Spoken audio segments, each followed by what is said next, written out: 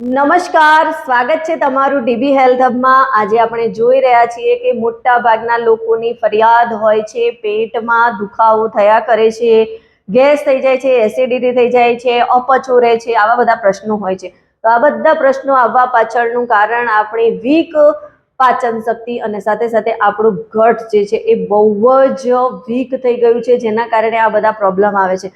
તો ગટને સમજવું ખૂબ જ જરૂરી છે કે આપણું ગટ જે છે એ શું કામ કરે છે। આપણું ગટ જે છે એ આપણે જે પણ ખોરાક લઈએ છીએ એ પચેલો ખોરાક અને જે વેસ્ટ ખોરાક હોય છે એ ગટ લાઈનમાંથી બહાર નીકળવાનું કામ કરે છે। અને ગટ લાઈન જે છે એ આપણા શરીરની અંદર અલગ અલગ વિટામિન્સ જે પોષક તત્વો છે એને પહોંચાડવાનું કામ કરે છે।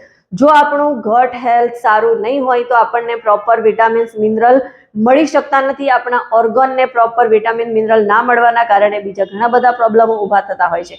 તો આપણું ગટ સારું હશે તો આપણી ઇમ્યુનિટી પણ સારી હશે અને આપણે રોગો સામે લડવાની શક્તિ પણ આપણને સારી એવી મળી શકશે। તો એના માટે આપણા ગટ્સને હેલ્ધી બનાવવા માટે શું કરવું જોઈએ? તો ગટ્સને હેલ્ધી બનાવવા માટે આપણે પ્રોબાયોટિક લેવા ખૂબ જ જરૂરી છે। અને પ્રોબાયોટિક જે છે એ ગુડ બેક્ટેરિયા છે, એ આપણા શરીરની અંદર એનું પ્રમાણ જળવાઈ રહેશે તો આપણે ઘણા બધા રોગો સામે લડી શકીશું અને આપણી ઇમ્યુનિટી સ્ટ્રોંગ થશે અને આપણું પેટ પણ સાફ રહેશે। તો ગટ સેલને સ્ટ્રોંગ બનાવવા માટે આપણે સૌથી વધારે દહીંનો યુઝ કરવો જોઈએ, છાશ લેવી જોઈએ અને સાથે સાથે વિટામિન સી વાળા ફ્રૂટ્સ લેવા જોઈએ। આમાંથી આપણને ગુડ બેક્ટેરિયા એટલે કે પ્રોબાયોટિક મળી રહે છે અને પ્રોબાયોટિક આપણે પૂરતા પ્રમાણમાં જરૂર હોય છે અને આ વસ્તુમાંથી આપણને પ્રોબાયોટિક મળે એ માટે આપણે આ વસ્તુ આપણા ખાવા પીવામાં એડ કરવી જોઈએ।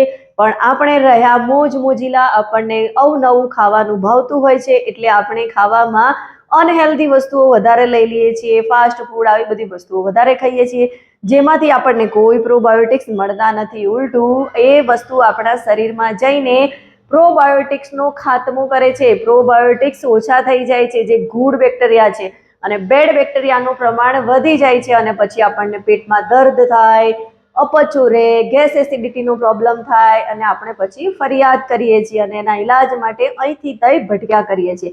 તો આપણે આપણા ગટ્સને સ્ટ્રોંગ બનાવવા માટે પ્રોબાયોટિક લેવું ખૂબ જ જરૂરી છે અને પ્રોબાયોટિક વાળા ફ્રૂટ્સ તો આપણે લેવા જ જોઈએ, પ્રોબાયોટિક વાળી વસ્તુ આપણે ખાવી જોઈએ, પણ પ્રોબાયોટિક જેટલા જોઈએ છે એટલા એમાંથી ફૂલફિલ થતા નથી।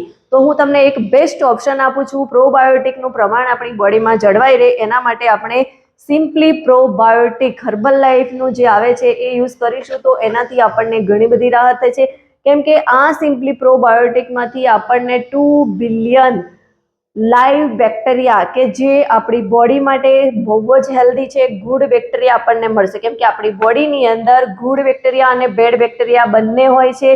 ગુડ બેક્ટેરિયા આપણને રોગો સામે લડવાની શક્તિ આપે છે, બેડ બેક્ટેરિયા આપણી ઇમ્યુનિટીને સ્લો ડાઉન કરી દે છે। તો બેડ બેક્ટેરિયાનું પ્રમાણ આપણે ઓછું કરવાનું છે અને ગુડ બેક્ટેરિયાનું પ્રમાણ વધારવાનું છે।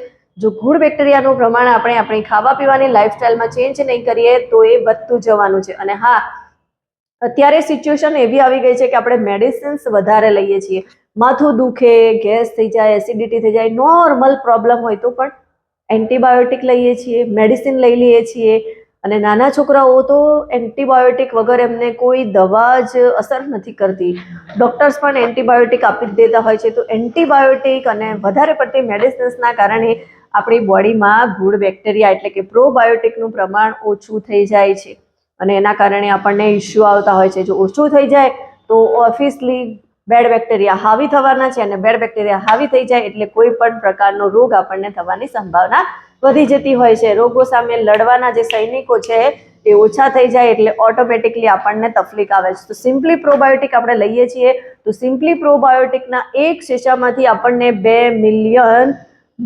બિલિયન આપણને ગુડ બેક્ટેરિયા મળવાના છે। તો એ સર્વાઈવ ગુડ બેક્ટેરિયા આપણને મળે છે જેનાથી આપણા બોડીની અંદર બેક્ટેરિયાનું પ્રમાણ વધે છે। જો રોજ આપણે એક સેશે લઈએ છીએ તો એનાથી આપણા બોડીની અંદર કેટલા બધા ગુડ બેક્ટેરિયા વધી જાય છે અને આપણા ગટ સેલ્સને સ્ટ્રોંગ બનાવે છે। ગટ હેલ્થ સ્ટ્રોંગ થાય છે તો બીજા બધા પ્રોબ્લેમો ઓટોમેટિકલી સોલ્વ થઈ જાય છે કેમ કે ગુડ બેક્ટેરિયા રોગો સામે લડવાની શક્તિ પૂરી પાડતા હોય છે।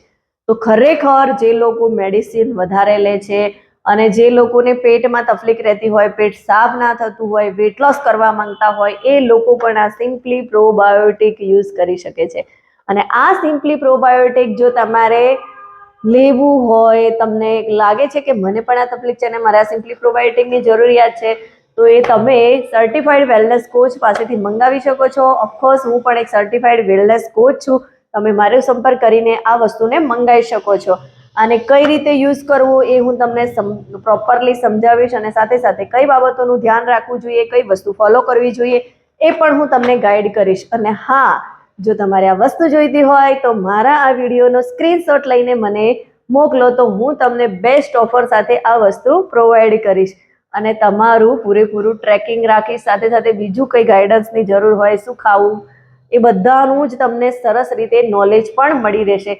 જો સિમ્પલી પ્રોબાયોટિક વિશેનો વિડીયો તમને ગમ્યો હોય તો એને વધારેમાં વધારે લોકો સુધી શેર કરો અને મારી આ ચેનલને સબસ્ક્રાઈબ કરો.